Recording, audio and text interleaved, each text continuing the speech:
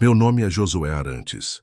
Hoje sou apenas um velho sentado diante de uma escrivaninha simples, escrevendo essas palavras com mãos trêmulas e olhos que já viram demais.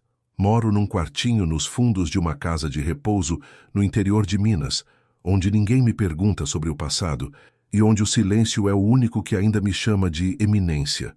Já fui alguém, sabe? Alguém importante, vestido com roupas pesadas e palavras ainda mais pesadas. Mas agora sou só um homem tentando dormir em paz. Se quiser saber como tudo aconteceu, comenta de onde você está ouvindo. O que vou revelar agora vai te tocar mais do que você imagina, mas eu não consigo. E não é pela idade, nem pelas dores no corpo. É pelo que vi, pelo que descobri. Porque tem coisas que, depois que entram pela retina, se alojam na alma, e não saem nem com oração, nem com lágrimas. Passei a vida inteira acreditando que servia a Deus. Obedeci hierarquias, decorei dogmas, fui fiel ao sistema que me formou. Pensava que a santidade era construída em mármore, com incenso, com silêncio solene, e por muito tempo essa mentira me bastava. Até que um dia o véu caiu, e eu vi. Vi o que há por trás das paredes onde os homens de batina decidem o rumo da fé alheia. Vi símbolos que ninguém explicava, mudanças que ninguém questionava, pactos silenciosos, onde a verdade era a única que não tinha voz. Às vezes, olho no espelho e quase não me reconheço. Não pelo rosto envelhecido, mas porque agora carrego dentro de mim uma voz que não me deixa calar. É como se alguém tivesse me despertado de um sono longo, e junto com esse despertar veio um peso, um chamado. Durante muito tempo, tentei sufocar isso. Fingir que era cansaço, crise espiritual, vaidade ferida. Mas não era. Era a consciência despertando. E agora, não posso mais ignorar. Por isso escrevo. Porque falar seria perigoso. E calar, insuportável. Você pode até achar que se trata de loucura de um velho isolado, mas eu lhe peço, continue comigo. Porque essa história não é sobre mim. É sobre o que está acontecendo dentro das estruturas que juram representar o céu, mas caminham cada vez mais perto do abismo. E tudo começou com um envelope lacrado, entregue por engano, que trazia um símbolo que eu nunca tinha visto antes. Lembro do dia como se fosse hoje. Chovia fino em Roma, e o som das goteiras misturava-se ao ranger das estantes antigas no arquivo apostólico. Eu estava ali para revisar um processo de canonização que, a princípio, parecia comum. Mais um dossiê sobre supostos milagres e virtudes heróicas de um jovem padre italiano, promissor demais para o pouco tempo de batina que tinha. Fui chamado como consultor, um papel que me dava acesso a certos documentos restritos. Pelo menos, era o que eu pensava. Ao final daquela tarde silenciosa, um assistente novo me entregou um envelope com lacre vermelho. A cera tinha a marca de um círculo negro, e no centro, uma cruz invertida tão discreta que só se via a luz direta. Franzi a testa. Aquilo não era um selo oficial. Perguntei de quem vinha e o rapaz apenas deu de ombros. Estava na sua prateleira de protocolo. Deve ter sido colocado por engano. Mas aquilo não foi engano. Levei o envelope comigo sem abrir. Esperei até estar só, no quarto simples que me abrigava dentro do colégio teutônico, ao lado da Basílica de São Pedro. A madeira da escrivaninha estava fria sob meus braços quando finalmente rompi o lacre. E, no instante em que vi os primeiros parágrafos do documento, senti o mundo girar devagar, como se o tempo estivesse me testando. Era um relatório escrito em latim, assinado por um antigo prefeito da congregação para a doutrina da fé, morto há quase uma década. A caligrafia firme e as palavras duras descreviam uma figura específica, nomeada apenas por iniciais, um homem admirado, ascendente, já considerado por muitos como um novo farol para a igreja. Mas ali, naquele texto esquecido, ele era descrito como o portador da luz, vestido de cordeiro. Meus olhos saltaram para a descrição de reuniões secretas, recursos financeiros não rastreados, influência midiática cuidadosamente construída. As mesmas virtudes atribuídas ao candidato à canonização eram, naquele documento, apontadas como artifícios, disfarces, sintomas de algo maior e mais sombrio. Fechei o envelope com mãos frias, e durante toda aquela noite, as paredes do meu quarto pareciam mais estreitas, como se me cercassem em silêncio. O crucifixo acima da cama parecia me fitar com uma dor antiga, quase como se dissesse: Agora você viu. Mas o pior não era o que estava escrito naquele papel. Era o que vinha depois, quando comecei a cruzar as informações e percebi que quase todos já sabiam, e fingiam não saber. Nos dias seguintes, tentei agir normalmente, como se aquele documento não tivesse mexido comigo. Cumpri minha rotina, participei das reuniões, repeti palavras decoradas, mas por dentro, algo já tinha se quebrado.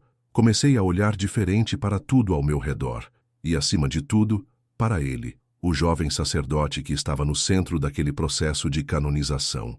O nome dele era constantemente exaltado nas missas, nos boletins internos, até nas paredes do Vaticano, onde cartazes discretos o mostravam com um sorriso contido e olhar sereno. Falavam dele como se já fosse santo. Chamavam-no de esperança da nova geração. Mas algo no jeito como falavam me incomodava. Não era devoção, era idolatria, fabricada, ensaiada. Decidi revisitar sua biografia, não como teólogo, mas como quem investiga. E foi aí que reparei nos detalhes que antes haviam passado batidos. Sua entrada precoce em círculos de poder, os encontros com figuras políticas de alto escalão, as somas vultosas que sua fundação recebia, tudo isso enquanto ainda era apenas um padre recém-ordenado. Documentos públicos mostravam um caminho de ascensão impecável, quase perfeito demais. E é aí que mora o perigo. Quando tudo parece limpo demais, pode ser porque alguém limpou o que não deveria aparecer. Fui até um dos arquivos centrais e solicitei acesso às atas originais da congregação para as causas dos santos. Encontrei resistência. Esses registros não estão disponíveis no momento, disseram. Um aviso educado, mas firme, como se o próprio arquivo tivesse se tornado um confessionário trancado. Mas eu insisti. Usei meu nome, minha trajetória, meu passado. E no fim daquela tarde, uma funcionária mais antiga, com um olhar que evitava o meu, me entregou discretamente uma chave. Sala 3, armário C. Entrei na sala abafada, entre colunas de mármore e cheiro de papel envelhecido.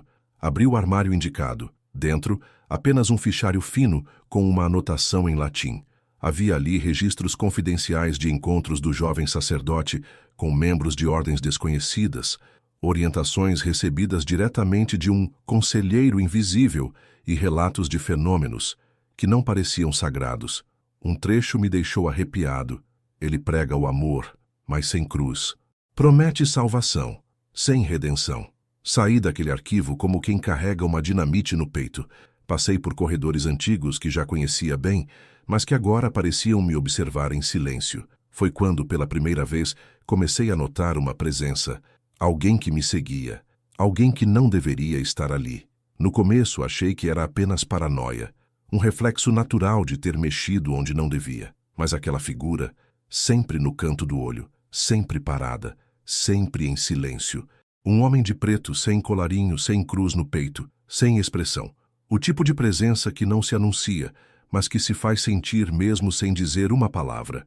Aparecia nos corredores, nas escadarias laterais, nas missas discretas, e nunca trocava olhar com ninguém. Mas comigo ele parecia esperar o momento certo.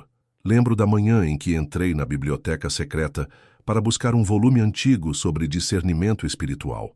O ambiente estava vazio, como sempre, mas ao sair, lá estava ele, encostado junto à escultura de São Jerônimo. Não me disse nada, não me impediu de passar, só me seguiu com os olhos, como se estivesse catalogando cada batida do meu coração. Eu tentei manter a calma, caminhei como quem tem pressa, mas por dentro meu corpo inteiro gritava. Naquela noite quase não dormi.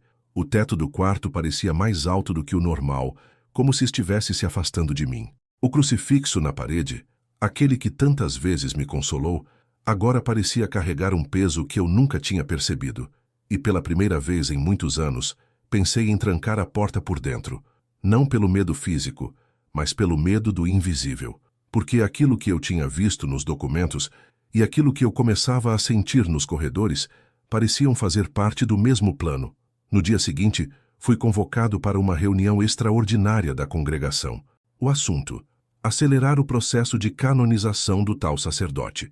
Era como se estivessem com pressa, como se precisassem selar aquilo antes que mais alguém começasse a ver o que eu vi. A sala estava cheia, cardeais, médicos, teólogos e alguns rostos novos, civis sem crachá, mas com lugar garantido à mesa. Um deles era ele, o homem de preto, sentado no fundo, com as mãos cruzadas e a cabeça levemente curvada. Não abriu a boca uma só vez, mas toda vez que alguém tentava levantar uma dúvida, ele levantava o olhar, e bastava isso, bastava o peso do seu silêncio para que a dúvida virasse concordância. 3 vezes vi isso acontecer. 3. Como se sua presença fosse a verdadeira autoridade naquela sala sagrada. Foi aí que entendi. Não era o único que sabia, mas talvez fosse o único que ainda queria saber mais. Saí daquela reunião com o peito apertado, como se tivesse esquecido de respirar durante horas. O sol batia nos vitrais do corredor principal, mas não aquecia. Tudo parecia mais frio, mais cinza, mais longe de Deus. Caminhei devagar como quem carrega um segredo perigoso e sabe que a qualquer momento pode tropeçar. E tropeçar naquele lugar significava desaparecer sem deixar rastro. Na saída, me aproximei de um monsenhor com quem trabalhei por décadas, um homem prudente, experiente, desses que nunca levantam a voz, mas sabem de tudo. Toquei levemente seu ombro e perguntei quase num sussurro: quem é aquele homem, o de preto, sentado ao fundo? Ele congelou por um segundo. Depois baixou os olhos, respirou fundo e respondeu em voz baixa, como quem fala para dentro: não pergunte sobre ele, Sua Excelência. É melhor não saber. E continuou andando, como se tivesse acabado de entregar um aviso. Ou um ultimato. Aquela frase ficou presa em mim como farpa. É melhor não saber. Repeti mentalmente centenas de vezes naquele mesmo dia. Mas como não saber se eu já tinha visto? Como fingir, se o que estava diante dos meus olhos gritava por discernimento? Foi aí que decidi buscar respostas de outra forma. Pedi uma audiência particular com o responsável pelo processo de canonização, um jovem padre, eloquente demais para quem tinha tão pouca estrada. Sentamos frente a frente numa sala pequena, quase sem janelas. Levei meus apontamentos, minhas dúvidas, meus receios. Falei com cautela, mas falei. Ele me ouviu calado, com um leve sorriso nos lábios. Quando terminei, ele ajeitou a gola da batina e respondeu com suavidade: nem tudo que é de Deus precisa ser entendido, Eminência. Às vezes, só precisa ser obedecido. Obediência. Essa palavra que tantas vezes me guiou, agora me soava como uma armadilha. Desde quando obedecer era mais importante do que discernir? Desde quando o silêncio se tornou virtude, mesmo diante do que é errado? Voltei para meu quarto sem dizer nada, mas por dentro fervia. Abri meu caderno, aquele antigo onde costumava anotar reflexões bíblicas, e comecei a escrever.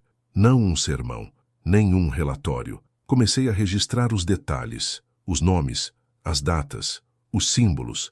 Escrever, ali, não era mais um hábito, era resistência.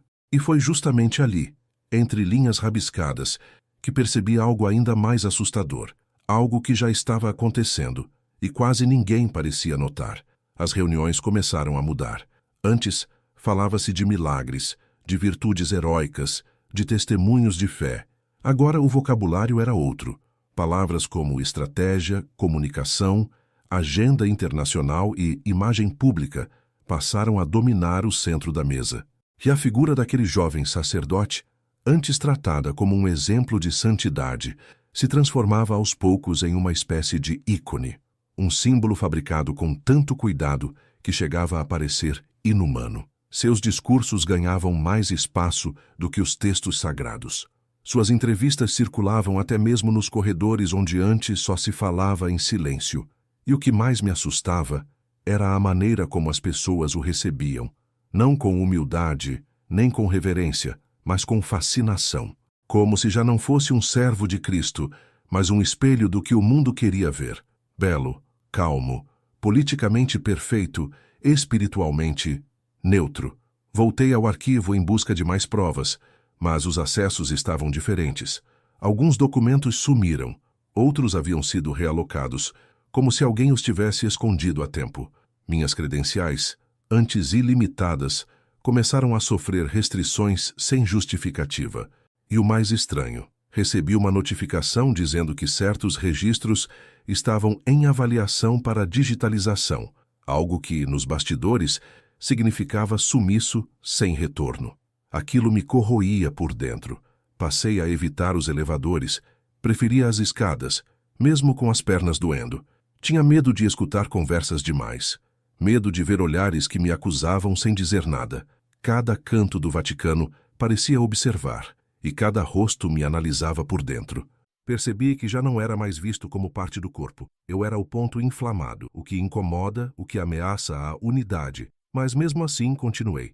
Anotei símbolos que vi nas vestes de cerimônias recentes. Triângulos invertidos, olhos semicerrados entalhados nas molduras, crucifixos sem Cristo. E em uma homilia solene, ouvi a substituição de versículos inteiros por trechos vagos sobre amor universal, sem cruz, sem pecado, sem redenção. Foi num desses dias que, ao passar pela capela lateral, percebi algo novo, algo que não deveria estar ali. No altar, onde sempre houve uma figura do Cordeiro, havia agora apenas uma escultura abstrata, sem forma definida, sem olhos, sem feridas, e atrás dela, gravado em pedra, um símbolo que eu já conhecia bem. Era ele. O mesmo símbolo do envelope que recebi semanas antes, um círculo negro com uma cruz invertida no centro, tão sutil que passaria despercebido por qualquer um, menos por quem já sabia o que estava procurando. Fiquei parado por alguns segundos, diante daquela imagem esculpida em pedra, como se meus pés tivessem grudado no chão. Ninguém ao meu redor parecia notar. Passavam, ajoelhavam-se, faziam o sinal da cruz diante daquela figura sem nome, sem rosto, sem verdade. Senti o estômago embrulhar. Uma náusea estranha, como se meu corpo inteiro quisesse expulsar algo que não estava na carne, mas na alma. Dei meia volta e saí. Me apoiei no batente da porta como quem luta para não cair. E naquele instante, entendi que tudo aquilo não era acidente, não era acaso, não era estética moderna.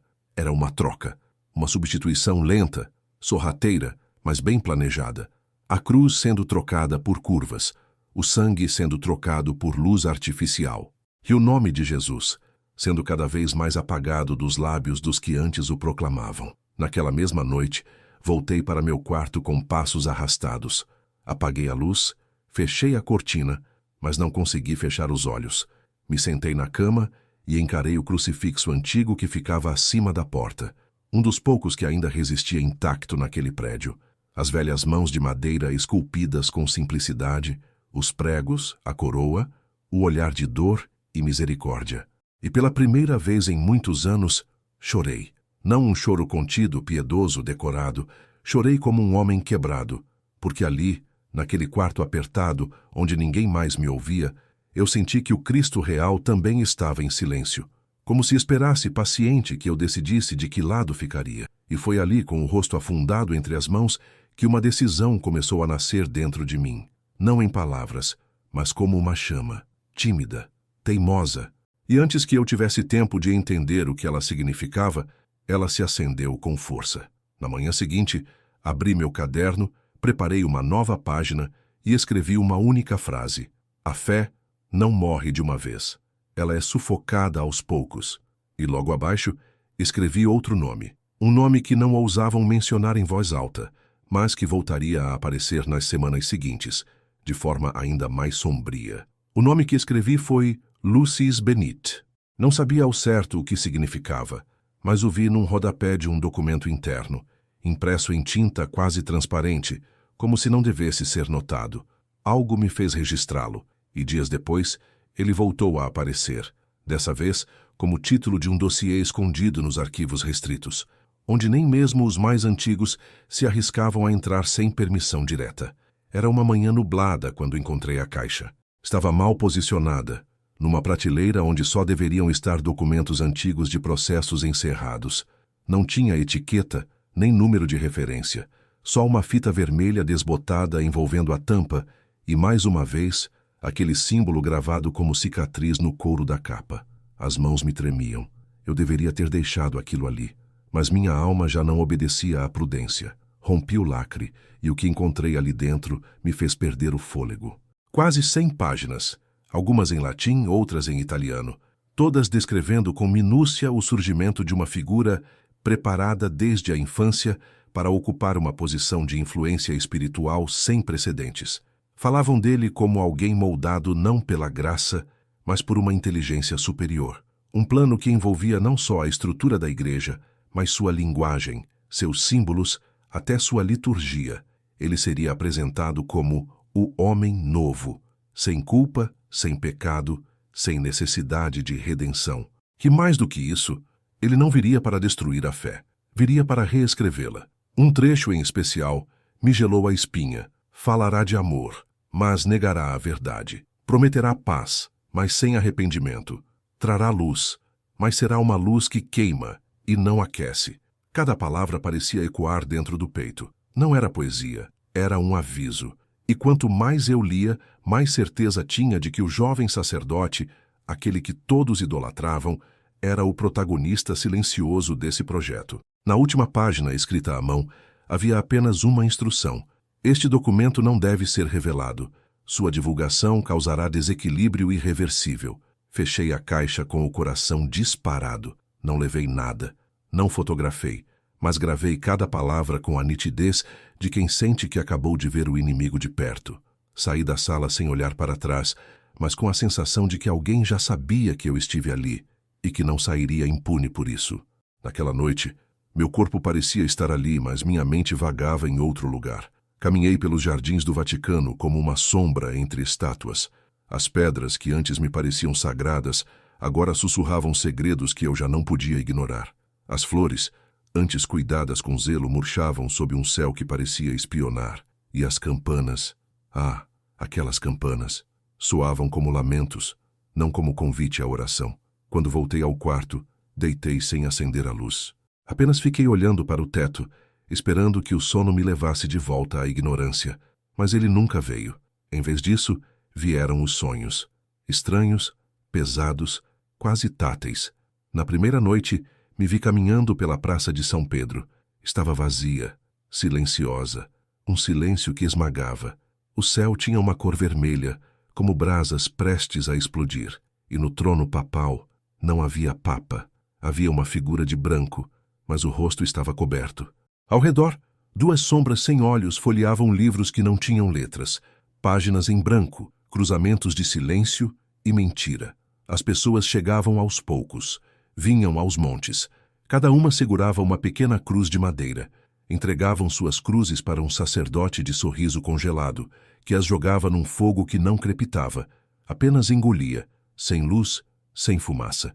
Acordei encharcado, o coração batendo como um tambor em desespero. Tentei rezar, mas as palavras não saíam. Era como se estivessem presas na garganta, pesadas demais, antigas demais. As noites seguintes foram piores. Sonhei com altares rachados, com crianças sendo batizadas com tinta escura. Sonhei com uma hóstia sendo partida e dela escorria um líquido espesso, escuro como petróleo. Era fé falsificada, tingida de rituais bonitos, mas vazios por dentro. Uma madrugada, levantei da cama tremendo, como se o frio estivesse vindo de dentro do meu próprio corpo. Fui até a fonte no pátio central do convento e me ajoelhei. Mas não rezei. Não consegui. Só chorei. Chorei como quem perdeu um pai. Chorei porque algo dentro de mim já sabia que a fé que eu conhecia estava sendo arrancada, pedaço por pedaço, diante dos meus olhos. E enquanto eu ali soluçava, senti, não ouvi, senti, que aquilo tudo era só o começo, que o que viria depois não daria mais espaço nem para o choro. No dia seguinte, com os olhos ainda pesados e a alma ferida, decidi ir até a Capela de São Miguel. Sempre achei aquele lugar especial. Um recanto escondido onde o tempo parecia andar mais devagar e onde, mesmo em meio à grandeza de Roma, o silêncio ainda se parecia com oração. Sentei-me num dos bancos de madeira com as costas curvadas, os ombros cansados e a cabeça cheia demais para qualquer pensamento coerente. Fiquei ali por longos minutos, talvez horas. Não havia ninguém por perto.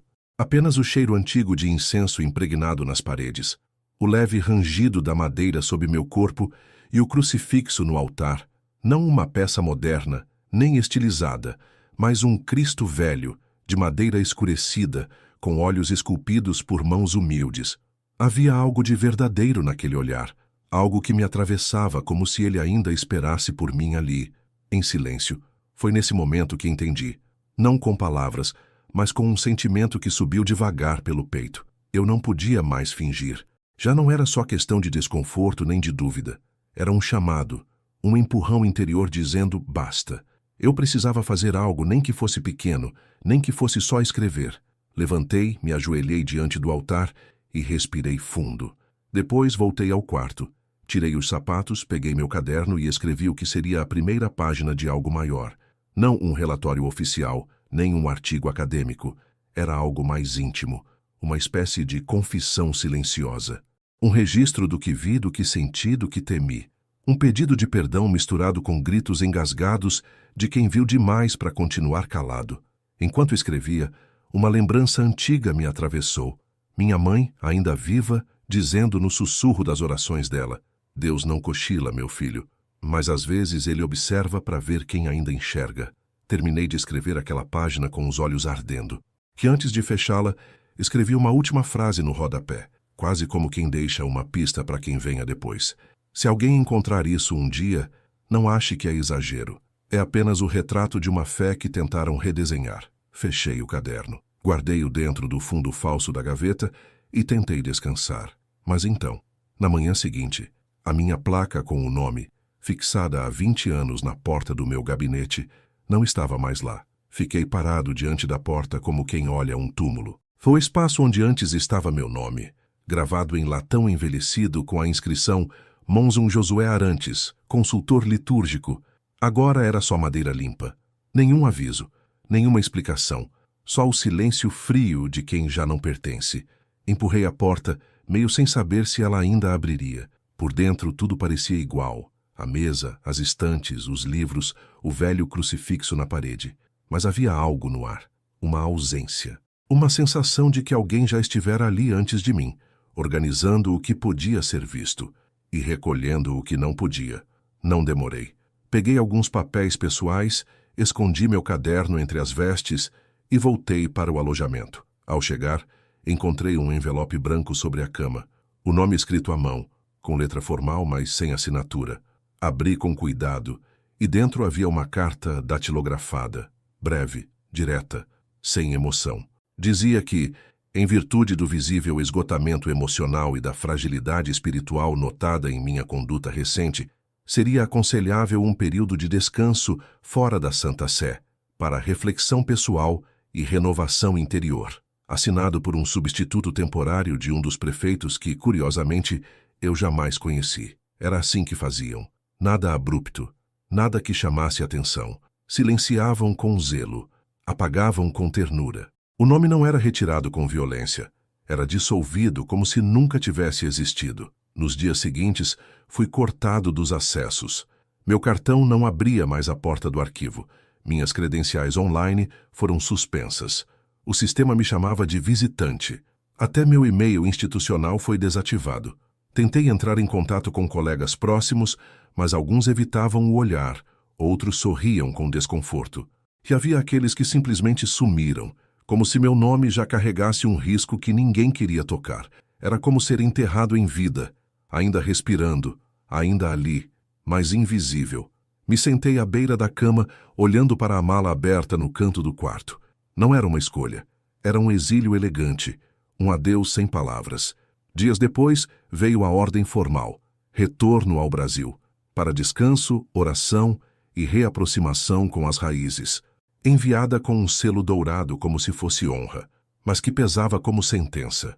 E mesmo sem saber naquela hora que tipo de lugar me esperava, uma certeza já crescia dentro de mim. Eles não precisavam me expulsar, porque já tinham me apagado. O avião pousou em solo brasileiro numa manhã abafada de março. A umidade parecia grudar na pele, como lembrança de tudo o que eu queria esquecer. No portão de desembarque, ninguém me esperava. Nem mesmo um padre, um irmão, um conhecido qualquer. Só um motorista com uma plaquinha impressa. Senhor Josué Arantes. Sem título, sem reverência, sem passado. Fui levado para um pequeno convento nos arredores de uma cidade do interior de Minas. Um lugar simples, de muros caiados, corredores estreitos e cheiro de café coado no pano. Ali as irmãs cuidavam umas das outras, em silêncio. Havia um jardim com roseiras antigas, um banco de madeira sob a sombra de um pé de jambo e um refeitório, onde a fé era servida mais nos gestos do que nas palavras. Ninguém me perguntou nada. Ninguém quis saber por que eu voltara. Apenas me ofereceram um quarto modesto com uma cama de solteiro, uma mesinha de cabeceira e uma cruz de madeira pendurada na parede. Pela primeira vez em muitos anos, ninguém me chamou de eminência. E, curiosamente, eu não senti falta. Os dias ali passavam lentos. Eu caminhava sem rumo pelas ruas de terra batida, sentado às vezes em bancos de praça, observando a vida que continuava do lado de fora do sistema que me engoliu. Via mães ensinando os filhos a rezar, homens simples tirando o chapéu diante de uma igrejinha branca, velhos ajoelhados com os olhos fechados, sussurrando o nome de Jesus como quem chama por um amigo íntimo. E foi isso que mais me doeu. Ver que, enquanto eu passava décadas envolvido em política de altar, reuniões diplomáticas e discursos rebuscados, a verdadeira fé ainda ardia nas beiras da estrada, nos terços apertados entre os dedos, nos joelhos gastos das senhoras que não sabiam latim, mas sabiam esperar. Ali, sentado à sombra, vendo um menino empinar pipa atrás da capela, me dei conta de algo que não queria admitir. Eu tinha me perdido dentro do templo. E justo quando comecei a aceitar o silêncio como castigo, foi que ouvi a primeira voz que me despertou de novo. Duas mulheres conversando do outro lado do muro, e uma delas disse: "Tem um padre novo pregando lá na praça. Não tem batina, mas as palavras dele queimam." Essa frase me bateu como um trovão distante. Me levantei devagar, com o coração batendo de um jeito que há muito não sentia, e fui ver com meus próprios olhos. Atravessei a praça com passos lentos, como quem não quer parecer curioso, mas não consegue disfarçar. Era fim de tarde, e a luz dourada do sol se espalhava pelas fachadas antigas, tingindo de nostalgia os muros da cidade. A fonte central pingava com preguiça, e ao redor dela, meia dúzia de pessoas se aglomeravam em silêncio. Não era um culto, não era um evento. Era só um homem, de pé sobre uma caixa de madeira com uma Bíblia aberta nas mãos. Não usava batina, nem colarinho, nem microfone. Tinha uma camisa simples, calça desbotada e pés firmes no chão. A voz era suave, mas firme, como quem fala com o coração e não precisa de volume para ser escutado. Eu me sentei num banco lateral, tentando não chamar atenção. Mas bastou ouvir uma frase, só uma, para minha alma tremer como folha seca ao vento. Jesus não veio para fundar instituições. Veio para encontrar os que estavam perdidos. E se você se sente perdido, então ele veio por você. Aquilo me atravessou de um jeito que nem sei explicar. Olhei em volta. Algumas pessoas choravam, outras apenas fechavam os olhos. E ali, naquela praça sem vitrais, sem incenso, sem coro gregoriano, eu senti a presença que não encontrava fazia anos. Era como se o céu, pela primeira vez em muito tempo, tivesse descido devagar e se assentado ali, entre bancos de concreto e mãos calejadas. Depois do culto improvisado, ninguém foi atrás do pregador. Não houve palmas, nem perguntas, nem pedidos de bênção. Ele simplesmente fechou a Bíblia, agradeceu com um aceno e desceu da caixa. Eu quis me levantar e ir até ele dizer algo, mas não consegui. Fiquei preso ali, sentado com o peito apertado, sentindo uma coisa que fazia tempo que eu não sentia: esperança. Voltei ao convento calado. À noite, abri meu velho caderno e reli o que havia escrito. Tantas páginas, tantos alertas, tantos medos. E ali, no silêncio do quarto, escrevi mais uma linha curta, mas que parecia o início de algo novo. Talvez ainda dê tempo. E foi nesse instante, como se o mundo escutasse meus pensamentos, que alguém bateu na porta. 3 toques secos, sem aviso, sem voz. E no chão, do lado de fora, havia um pequeno envelope pardo, sem remetente. Abaixei-me com cautela, como quem lida com algo sagrado ou perigoso, ou os dois ao mesmo tempo. O envelope era simples, pardo, sem qualquer marca ou endereço. Apenas um número escrito à caneta com letra firme: 13. Meus dedos hesitaram por um segundo. 13. Um número que sempre me causou desconforto, mesmo depois de tantos anos dizendo que superstição não combina com fé. Mas ali, naquele momento, tudo que era simbólico parecia carregar peso real. Fechei a porta devagar e me sentei na cama. O quarto estava em silêncio absoluto, e até o ventilador velho pareceu parar de ranger por alguns segundos, como se o próprio tempo esperasse comigo. Abri o envelope com cuidado e encontrei um pequeno gravador de voz desses antigos, com apenas um botão de reprodução. Nada mais, nenhuma explicação, nenhuma assinatura. Apenas aquilo, e um arrepio que me percorreu dos pés à nuca. Apertei o botão. Primeiro apenas estática, depois vozes. Ao fundo, passos. Talvez numa sala ampla, com eco. Então, uma voz masculina, familiar, pausada, fria. Este documento não será arquivado, não deve deixar rastro. Tudo está em andamento, ele já está entre nós, e ninguém pode impedir. Meu coração disparou. Conhecia aquela voz. Não havia como confundir. Era de um homem que estivera lado a lado com o Santo Padre em dezenas de eventos. Um nome respeitado, temido, e agora, claramente, parte de algo que ninguém ousava nomear. A gravação seguiu. Outra voz entrou, mais grave, mais rouca. E o cardeal Arantes. Pausa. Longa. E depois a resposta seca. Já não é um problema. Está fora do tabuleiro. Soltei o aparelho como se tivesse encostado numa brasa. Minhas mãos tremiam. A respiração vinha em ondas curtas. Eles sabiam. Sabiam que eu tinha visto. Sabiam que eu estava vivo. E achavam que eu estava neutralizado. Mas naquele instante algo dentro de mim se revoltou. Eu não era mais um peão. Não era mais um fantasma. Porque agora eu tinha a verdade.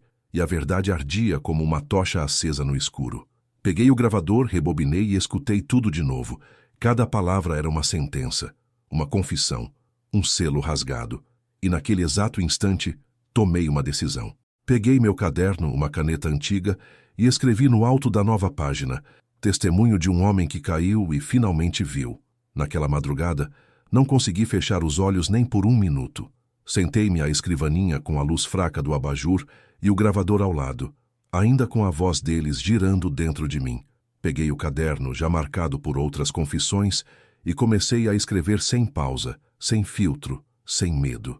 Não era mais uma denúncia discreta, nem um desabafo contido.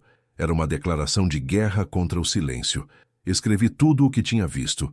O símbolo, os arquivos apagados, as mudanças nos rituais, os sermões vazios, a figura do sacerdote elevado como ídolo sem cruz, o homem de preto nas reuniões, as omissões, os olhares desviados, os discursos sobre obediência que escondiam submissão cega e, claro, a gravação.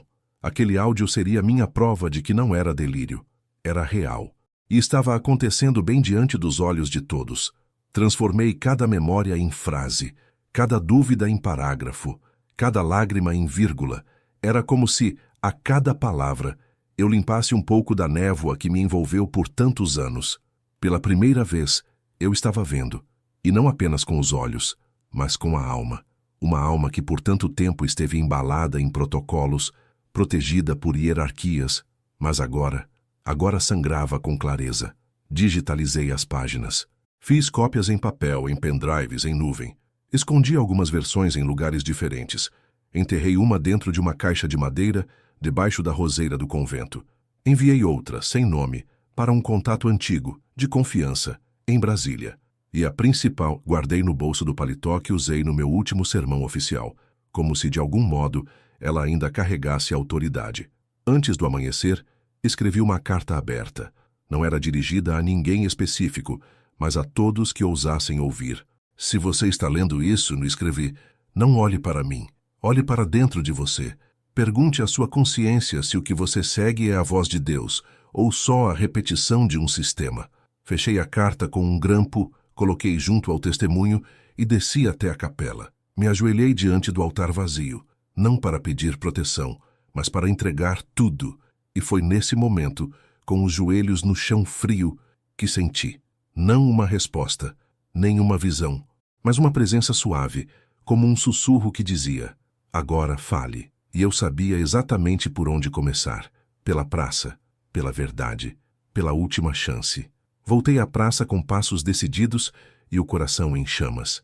Aquele lugar, que antes me parecia só um refúgio silencioso, agora se tornava o palco onde eu finalmente deixaria a verdade sair da prisão onde aguardei por tanto tempo. Era fim de tarde. O céu estava cor de cobre e o calor do dia ainda pairava sobre o chão rachado. O pregador daquela vez era uma jovem, voz firme, olhos brilhantes, pés descalços.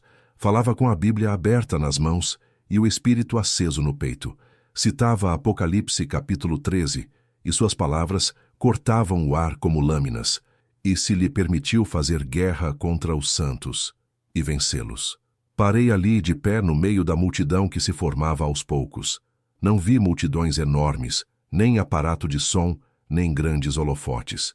Mas vi olhos abertos, ouvidos atentos, corações pulsando. E no fundo da minha alma, eu soube que aquele era o momento. Esperei ela terminar, respeitei o silêncio que veio depois, e quando vi que as pessoas começavam a se dispersar, me aproximei de um rapaz que vendia folhetos evangélicos ao lado da fonte. "Você tem algum canal?" perguntei. "Divulgam testemunhos?" Ele me olhou com estranheza no início, depois com respeito. "Temos sim, irmão." "Por quê?" Abri a pasta que levava debaixo do braço. Mostrei os documentos, os áudios, o caderno digitalizado, a carta. Não revelei meu nome de imediato. Queria que lesse sem títulos, sem filtros, sem reverência. E ele leu. Ali mesmo, sob o barulho das pombas voando em círculos, entre as gargalhadas das crianças e o barulho da cidade ao fundo.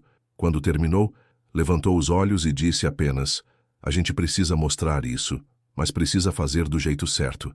Assenti com a cabeça. Entreguei tudo nas mãos dele.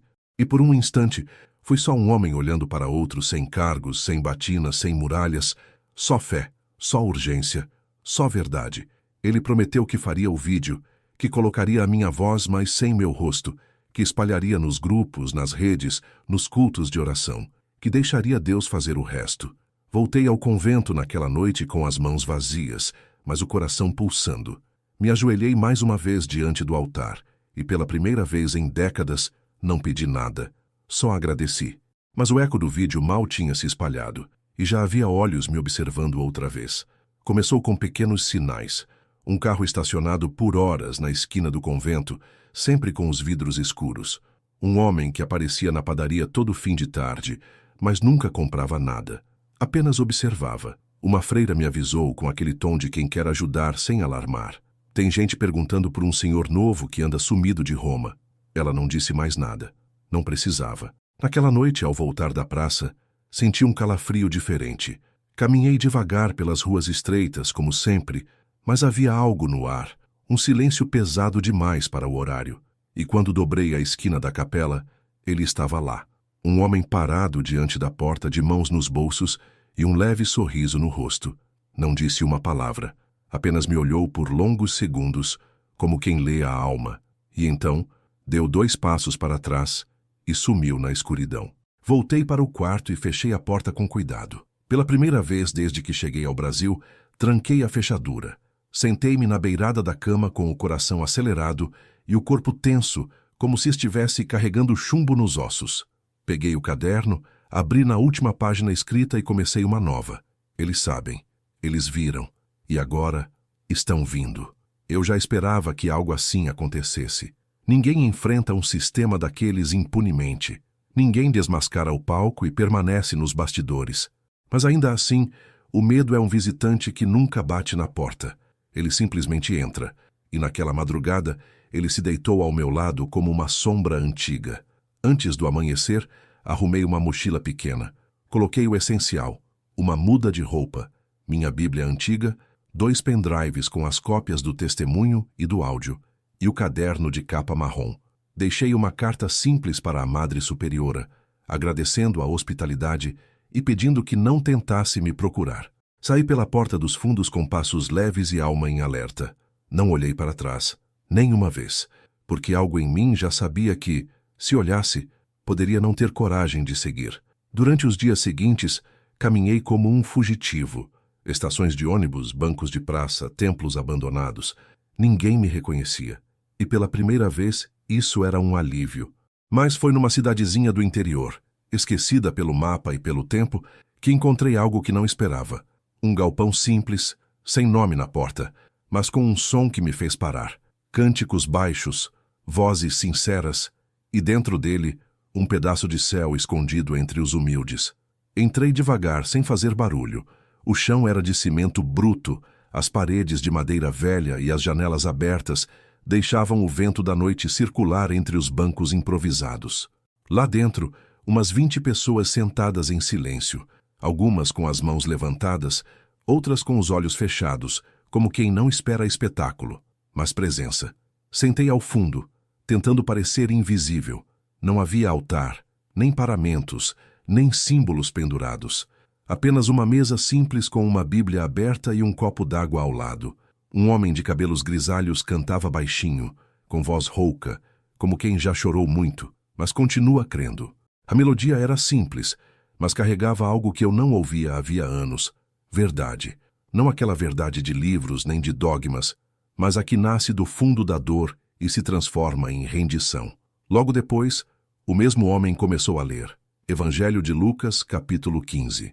A parábola do filho pródigo.